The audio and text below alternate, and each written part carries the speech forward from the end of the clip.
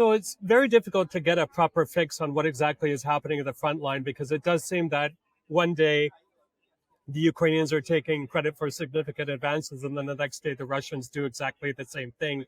But if you look at the more general trends that we've been seeing for the past few weeks, is the Russians have been devoting quite a bit of manpower, quite a bit of firepower to getting control of those very crucial elevated pieces of land, those strategic cities in the Donbass where they can make further advances, Konstantinovka, places like that, Pokrovsk. There's also talk of a bigger Russian buildup around the areas of Kharkiv and Sumy. And my goodness, they sure seem to have an endless supply of drones and also missiles. But in terms of Ukraine striking legitimate military targets inside of Russia, for example, the oil refineries, they're doing an amazing job, to the point where there are significant shortages being reported in the pro-Kremlin media. And we're talking about front page stuff about long lineups at gas pumps.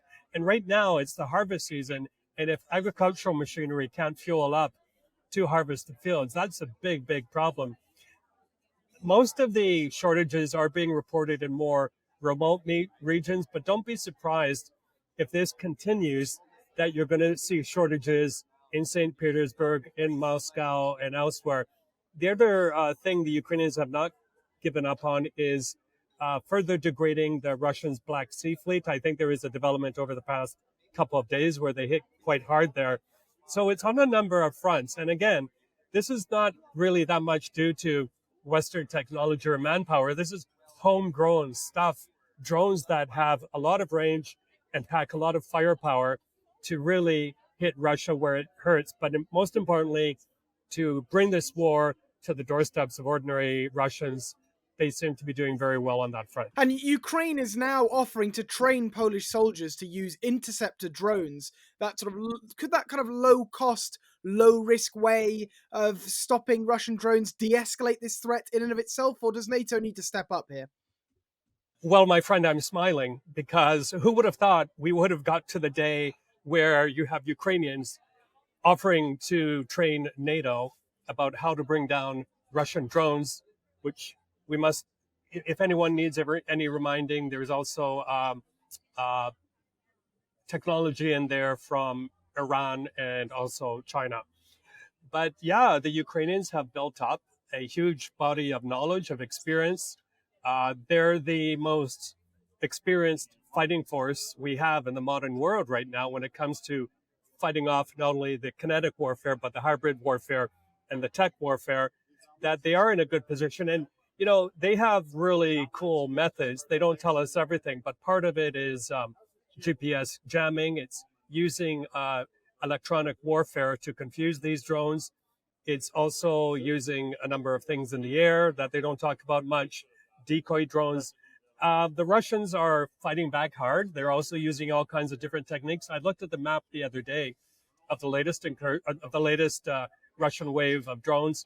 I think they're about 300 to 350, and it looked like a piece of artwork when you look at the map. They use these circuitous paths to confuse the Ukrainians. But let there be no doubt is that whatever has been thrown back at the Russians so far, because of the mass of drones that are being sent over, it's very, very difficult for any fighting force, no matter how experienced, no matter how advanced, to fight them off. But again, I go back to what I said at the beginning. At the beginning of the war, yes, you did have NATO forces, including Canada, training Ukrainians, first in Western Ukraine, now outside their borders. And now it could work the other way around. I mean, I wrote the other day in World Briefing, the way the Poles and NATO responded to that Russian incursion was like firing a cannon at a canoe. You know, it was really an expensive, ineffective way to fight back with these small, cheap devices. So they're going to have to learn very fast, and who better than the Ukrainians? And as you say, you're at the UNGA today. Have we heard much out of the Russian Federation today at the UN? Oh, I haven't, if they spoke today, I haven't heard them, but I can tell you one thing. We're going to get the same old narrative from them, that this is Ukraine and the West that started this war, that provoked Russia. They had no choice. They're there to protect Russian speakers. They're there to, bring back the former Soviet Union. This is Mr. Putin's dream. Uh, they will deny. They will deny kidnapping thousands of Ukrainian children. They will deny hitting schools, hospitals, all kinds of civilian infrastructure. They will claim that these are legitimate military targets because Ukrainian forces or munitions are stored there. We've seen enough of this. It makes us sick to the stomach to hear this tired old narrative. I think all everyone needs to remember about all of this is look back at July 2014 when MH17 was shot down with 298 innocent civilians. The Russians lied and they were caught out. They lie and they lie and they lie. And, I'm in the United States right now. I have to be a bit careful what I say, but let's put that on the record. But they use this Kremlin-esque kind of narrative that, oh, it's they who are doing this. So they're very good at pointing the blame elsewhere, where really they're the ones that initiated this and started it. So uh, I think the Ukrainians now are in a good position to counter whatever they said. They have a new UN ambassador, a permanent representative, and they also have, by the way, a very talented and experienced diplomat, Olga Stefanishina, who's now taken over the role of Ukrainian ambassador here to the United States. So I think you're going to be hearing a little bit of a different tone coming from the Ukrainians. The only difference, just to wrap up this answer, is you're not going to see the pushback that one would expect from the U.S. delegation. They're still in this fantasy mindset that they can still lure Mr. Putin to the negotiating table with carrots rather than sticks for the most part. Well, yeah, and on the US perspective on this, can we now consider the possibility of talks with Russia dead if they were ever alive in the first place, or should Western partners still continue trying to bring Putin to the table on talks? It's a very good question. None of us are capable of getting into the mind of Vladimir Putin, number one.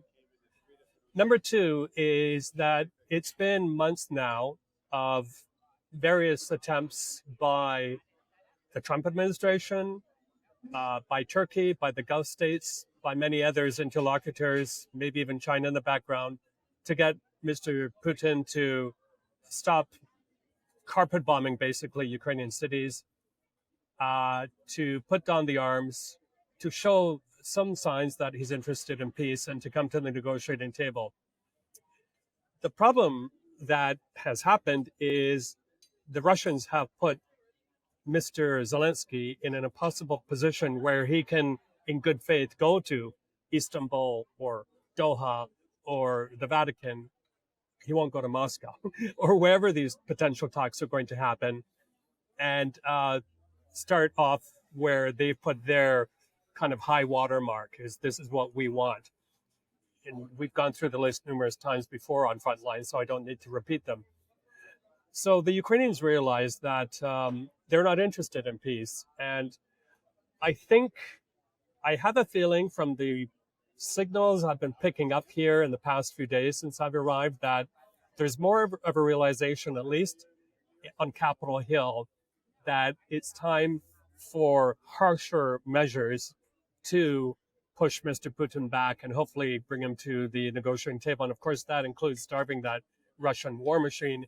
And the idea there is to make that happen through very, very tough sanctions, not only on Ukraine, but also on India, China, these countries, perhaps Brazil into the mix, that are heavy buyers of Russian oil.